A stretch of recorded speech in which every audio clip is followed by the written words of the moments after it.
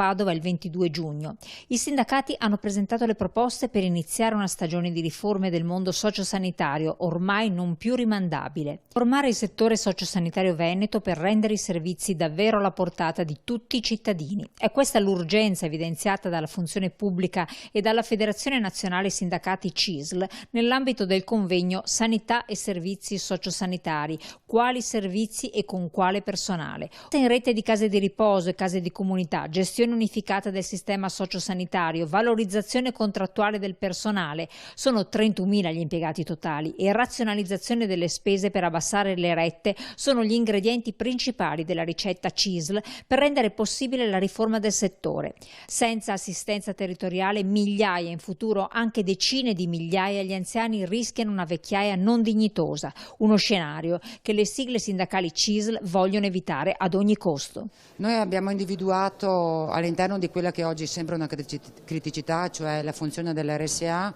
che invece può diventare un'opportunità attraverso la messa a sistema dentro queste strutture, 330 in Veneto, per cui grande prossimità, tutti quelli che sono, molti di quelli che oggi sono i servizi che vengono previsti all'interno del DM 77, PNRR, missione 5 e missione 6. In Veneto siamo messi purtroppo molto male perché questi sono servizi che non sono più appetibili per i nostri giovani,